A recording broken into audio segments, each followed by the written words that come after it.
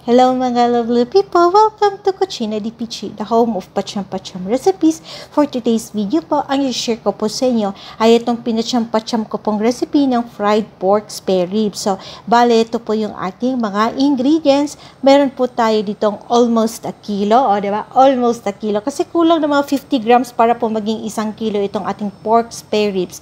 Ayan po, ganyan lang po yung hiwa niya. So, kita nyo naman matipid. Tapos, yun po ay flour. Ito cornstarch naman. Lalagyan din natin yan ng ating Maggi seasoning. Ayan po. And then, of course, pang prito natin, ginagamit ko lagi ay peanut oil. And then, lalagyan din natin ng fresh chopped garlic. Mga siguro 5 cloves. And then, lemon, sweet paprika powder, diba? And then, magic sarap or aromat. At saka, lalagyan din natin ng black pepper powder. So, procedure po tayo. Napakadali lang nito. So, ayan po, sa bowl, di ba? Makikita nyo mamaya, ililipat ko yan. Lalagay lang natin yung ating pork ribs. Tapos, imamarinate natin. Oo. So, lalagyan natin yan ng aromat or magic sarap, 2 teaspoons. Ayan po. So, poy. Ibig sabihin, tapos, kayo nang bahala mag-adjust. And then, mga 1 teaspoon po ng sweet paprika. Ayan po. And then, lalagyan din natin, syempre, ng anong susunod. Ayan. So, mga half teaspoon lang po ng ating black pepper powder. Ayan po. And then, magpagkasunod-sunod lang. Bahala kayo kung anong pagkasunod-sunod nyo. Ano. Basta yan lang naman yung ingredients natin. Lemon. Pagkatapos pigain ng lemon, pwede naman din kayong gumamit syempre ng kalamansi. Tapos, lalagyan natin yan ng ating Maggi seasoning. Ayan. Kasi, sabihin na natin mas nakakalamang-lamang siya kaysa sa toyo. Ayan, kita nyo po na-realize ko, medyo mahihirapan akong paghaluin sila. So, nilipat ko po ng lalagyan. Ayan na po. So, ngayon nga, nilagyan ko na ng ating Maggi seasoning. So, bahala na po kayong magtansya-tansya. Siguro, sa tingin ko niyan, mga nasa 3 tablespoons. Gamit ang aking malinis na kamay, ay minamasahe-masahe ko lang po ang ating mga karne.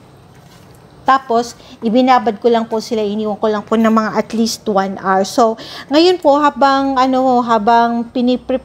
habang naghihintay po ako ng oras niyan, ay dahan-dahan ko naman po prepare pa yung iba pang mga kakainin pa namin. So, ayan, nag-prepare na ako ng gravy. Hindi ko na po pinakita sa inyo kung paano ko po ginawa. Memorize niyo naman na siguro yan. And then, gagawa tayo ngayon ng pang-coating natin ng ating pork spare ribs. So, ayan po ay cornstarch. Gumamit lang po ako ng 3 tablespoons of cornstarch and 3 tablespoons po ng all-purpose flour. Ayan po. So, ngayon, paghalo-haluin lang bago natin ipang face powder doon sa ating karne para naman po sila ay mas lalo pang gumanda. Char.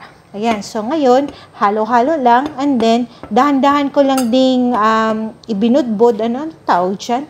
Basta, sprinkle lang ng ganun. Huwag bibiglain para matansya-tansya. Kasi hindi ko rin sure, since first time ko nga itong ginawa itong recipe nito, hindi ko sure kung mamaya masobrahan sa cornstarch at flour, hindi na siya masarap, o diba?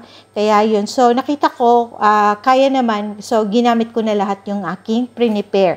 So, ayan na po. Binus ko lang. And then, again, masamasahe hanggang sa maganda na nga yung pagka-coat ng ating pork ribs. So, ayan na, kita nyo. So, ganyan na dapat yung hitsura niya. Hindi dapat yung malabnaw, yung medyo dumidikit siya sa kanin. Ngayon, syempre, magpapainit na tayo ng ating peanut oil. Ayan po. So, deep fry hanggat maaari para mas maganda yung result ng ating piniprito. So, medyo ready na yung ating peanut oil. Ngayon, dahan-dahan ko ng piniprito yung ating mga pork ribs. So, hindi lang po talaga masobrahan sa pagkalagay, kasi mag-change yung tawag nito, yung temperatura ng ating mantika. Antayin niyo lang po hanggang sa mag-golden brown yung inyong karne, yung pork ribs natin.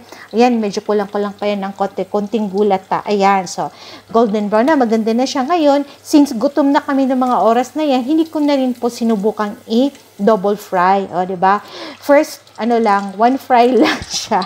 Solved na. O, yan po. So, batch per batch, hanggang sa natapos po ang lahat. And then, Sa araw na yan, ako, ang ipinartner ko sa pork ribs na ito ay rice. Yan na po lahat yung pinirito. At si Marco naman ay sa kanya ay potato fries. So, same oil lang po ginamit ko para tipid-tipid sa mantika. Diyan ko na rin pinirito yung kanyang mga patatas. O, diba? Ganun talaga yan. Para-paraan lang po. And then, nung natapos na, plating na lang, at saka kumain na kami. At ako lang po yung present sa Tikiman Time. At sana po mga lovely people ay may natutunan na naman po kayo at matry niyo po ang recipe nito. God bless. Thank you for watching. Ciao, ciao!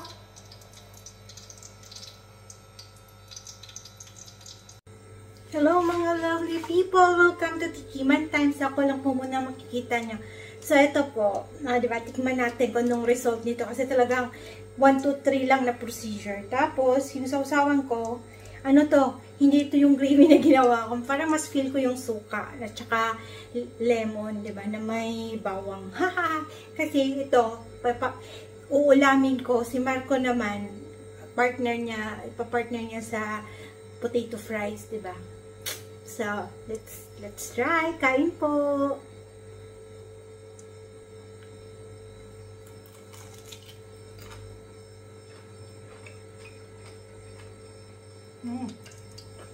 Tsambahan. Kakarami akong kain ito.